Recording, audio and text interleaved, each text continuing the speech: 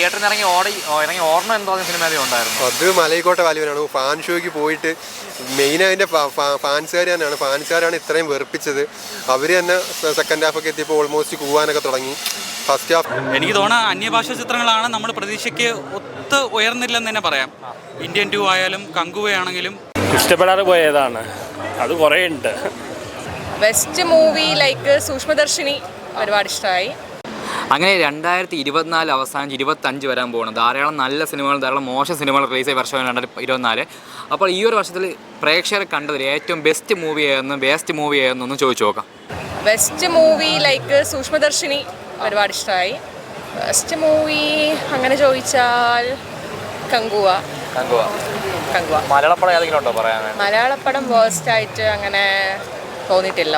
തിയേറ്ററിൽ നിന്നും കണ്ടിട്ടിറങ്ങി ഓണം തോന്നിയില്ല. അങ്ങനെ തിയേറ്ററിൽ പോയി അങ്ങനെ വേസ്റ്റ് പടങ്ങൾ നമ്മൾ റിവ്യൂ കാണുമ്പോഴേ അങ്ങോട്ട് പോകില്ലല്ലോ. ലൈക്ക് അങ്ങനെ വേസ്റ്റ് പടങ്ങൾ ഇതുവരെ അങ്ങനെ കണ്ടില്ല. കണ്ടതെല്ലാം ഓക്കെ ആണ്. ഈ വർഷം തുടക്കം തന്നെ അത്യാവശ്യം നല്ല പടങ്ങൾ കൊണ്ടാണ് നമുക്ക് തുടങ്ങിയത് തന്നെ. മലയാളം ഫിലിം ഇൻഡസ്ട്രി വേറെ ലെവൽ കൊണ്ടെത്തിക്കുന്ന പടങ്ങളാണ് നമ്മൾ കണ്ടത്. എനിക്ക് തോന്നുന്ന അന്യഭാഷാ ചിത്രങ്ങളാണ് നമ്മൾ പ്രതീക്ഷയ്ക്ക് ഒത്ത് ഉയർന്നില്ലെന്ന് തന്നെ പറയാം.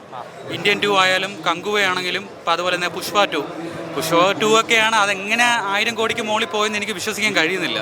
ഞാൻ തിയേറ്ററിൽ നിന്ന് കണ്ടപ്പോൾ തന്നെ ഇതുപോലത്തെ ഒരു വേസ്റ്റ് മൂവി ഞാൻ ജീവിതത്തിൽ കണ്ടിട്ടില്ല. അങ്ങനത്തെ രീതിക്ക് ആ പടം കൊണ്ട് വച്ചിരിക്കുന്നത്. പക്ഷേ ഇതൊക്കെ അങ്ങനെ പോകുന്നു. കേരളത്തിൽ മാത്രമല്ല ആ സിനിമയ്ക്ക് ഇത്രയ്ക്ക് ഒരു മോശം അഭിപ്രായം വന്നു. പക്ഷേ ബാക്കി എല്ലായിടത്തും പടം ആൾ കയറുന്നുണ്ട്. അത് അല്ലു ഫാൻസ് ഉണ്ടായിരിക്കും അവിടെ. പക്ഷേ ഞാൻ അല്ലു അർജുൻ ഫാൻ തന്നെയാണ്. പക്ഷേ നമുക്ക് അക്സെപ്റ്റ് ചെയ്യാൻ പറ്റാത്ത കാര്യങ്ങൾ ചെയ്തു കഴിഞ്ഞാൽ പിന്നെ നമ്മൾ അത് അംഗീകരിക്കേണ്ട കാര്യമുണ്ടോ? എനിക്ക് ഇഷ്ടപ്പെട്ടാൽ ഞാൻ ഇഷ്ടപ്പെട്ടെന്ന് തന്നെ പറയും. കൊള്ളില്ലെന്ന് പറഞ്ഞാൽ കൊള്ളൂലെന്ന് തന്നെ പറയും. കണ്ടിട്ട് ബെസ്റ്റ് എന്ന് പറഞ്ഞ മൂവി ഏതാ? മലയാളത്തിലാണെങ്കിൽ കിഷ്കിന്ധാ കാണ്ഡം. സ്ക്രിപ്റ്റ് വൈസ് എനിക്ക് ഭയങ്കരമായിട്ട് ഇഷ്ടപ്പെട്ടു. തമിഴിലാണെങ്കിൽ മഹാരാജയാണ് ആദ്യം എനിക്ക് ഭയങ്കര മനസ്സിൽ ടച്ച് ചെയ്തൊരു മൂവി എന്ന് പറയാം. സ്ക്രിപ്റ്റ് വൈസ് കാരണം നല്ല കഴമ്പുണ്ട്. അത് കഴിഞ്ഞിട്ട് പിന്നെ ഞാൻ വിചാരിച്ചു മലയാളത്തിൽ ഒരു പടമെങ്കിലും ഈ വർഷം. അപ്പോൾ അത് കിഷ്കിന്ധാ കാണ്ഡം വന്നു. അതെൻ്റെ മനസ്സ് നിറഞ്ഞ ഒരു രീതിക്കുള്ള പടമായിരുന്നു. അതാണ് എനിക്ക് തോന്നിയ പടം. വർഷങ്ങളിൽ ഏറ്റവും ബെസ്റ്റ് പടം ഒരു വേസ്റ്റ് പടം പറയാതാ ഉള്ളത്. ബെസ്റ്റ് പടം പറയുകയാണെങ്കിൽ നമുക്കതിൽ ആടുജീവിതം തന്നെ ഫസ്റ്റ്. ആടുജീവിതം, ആട്ടം, ആ ഒരു ഫിലിമൊക്കെ ഫസ്റ്റ് പ്ലേസിൽ എന്നോട് ചൂസ് ചെയ്യാൻ പറ്റും. രണ്ടും പെർഫോമൻസ് ബേസിൽ ഒരു രക്ഷയില്ല. ആട്ടത്തിൽ പെർഫോമൻസ് വിനയ് ഫോർട്ടിൻ്റെ ഒരു രക്ഷയില്ല. ആടുജീവിതം വരും പൃഥ്വിരാജിൻ്റെ പെർഫോമൻസ് ഓസ്കാർ കിട്ടേണ്ട. പക്ഷേ എന്നിട്ടും ഓസ്കാറിനിപ്പം പോയിട്ട് അത് കിട്ടാതെ ഓസ്കാർ കിട്ടാതെ തിരിച്ചു വന്ന് വേറെ ഏതൊരു ഹിന്ദി ഫിലിമിനാണ് കിട്ടിയത്. ഹിന്ദി ഫിലിമാണ് നോമിനേഷൻ കയറിയ. പേര് പറഞ്ഞു എന്തൊരു അതിൻ്റെ പേര് മറ്റേ ഇല്ല. ലാലപ്പ ലേഡീസാണ് അവർ നോമിനേഷന് വേണ്ടി എടുത്തേക്കുന്നത്. ആടുജീവിതമായിരുന്നു കുറച്ചും കൂടെ ബെറ്ററായിട്ട് ഓപ്ഷൻ.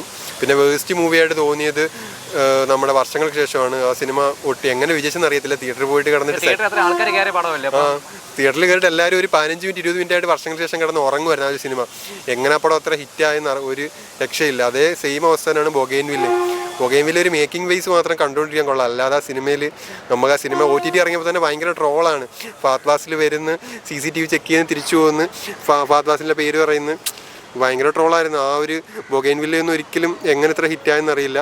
അതേപോലെ പക്ഷേ നുണക്കുഴിയാണ് ഇതിൽ കുറച്ചുകൂടെ ബെറ്ററായിട്ട് തോന്നുന്നത്. നുണക്കുഴി വീണ്ടും നമുക്ക് സെക്കൻഡ് ഹാഫൊക്കെ നല്ല കോമഡി ഉണ്ട്. അത് പക്ഷേ അത് കൂടുതലൊരു നെഗറ്റീവാണ് പറഞ്ഞത്. നുണക്കുഴി ഒരു നല്ലൊരു കോമഡി ഫിലിമായിരുന്നു. തിയേറ്ററിൽ ഇറങ്ങി ഓർമ്മ എന്ന് തോന്നിയ സിനിമ ഉണ്ടായിരുന്നു. അത് മലൈക്കോട്ടെ വാല്യൂനാണ്. ഫാൻ ഷോയ്ക്ക് പോയിട്ട് മെയിൻ അതിൻ്റെ ഫാൻസുകാരാണ് ഇത്രയും വെറുപ്പിച്ചത്.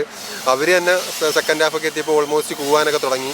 ഫസ്റ്റ് ഹാഫിലൊക്കെ മോഹൻലാൽ ഇൻട്രോയ്ക്കൊക്കെ ഭയങ്കര കൈയടിയും ക്ലാപ്സൊക്കെ ആയിരുന്നു. പിന്നെ സെയിം ഒരിടത്ത് ക്യാമറ ഇരുന്ന് ചുമ്മാ ഒരു ഫ്രെയിം ആയപ്പം അവർ തന്നെ ഫാൻസുകാർ തന്നെ കൂവാനും ഒക്കെ സ്റ്റാർട്ട് ചെയ്ത്. മലൈക്കോട്ടെ വാല്യൂനൊരു വേസ്റ്റ് രാവിലെ ഉറക്കം കളഞ്ഞു പോയത് ഇത്രയും ഒരു 2024 ഏറ്റവും വേസ്റ്റ് ആയിട്ട് തോന്നിയ ആ ഒരു എക്സ്പീരിയൻസ് ആണ് മലൈക്കോട്ടെ വാല്യൂവൻ. ഇഷ്ടപ്പെടാതെ പോയതാണ്. അത് കുറേ ഉണ്ട്. പ്രത്യേകിച്ച് ഒരു മൂവി പറയാൻ പറ്റില്ല. ഇപ്പോൾ എന്തറിയില്ല. ഇപ്പോൾ പുഷ്പ എനിക്ക് അത്ര ഇഷ്ടപ്പെട്ടില്ല. പുഷ്പ 2 അത്ര ഇഷ്ടപ്പെട്ടില്ല. പക്ഷെ പടം ഭയങ്കര ഹിറ്റാണ്. ഇപ്പോഴത്തെ യങ്സ്റ്റേഴ്സിൻ്റെ ഒരു ആസ്വാദന നിലവാരം താഴ്ന്നിരിക്കുകയാണ്. മാസ് മസാല മൂവീസും പറയുകയാണ്.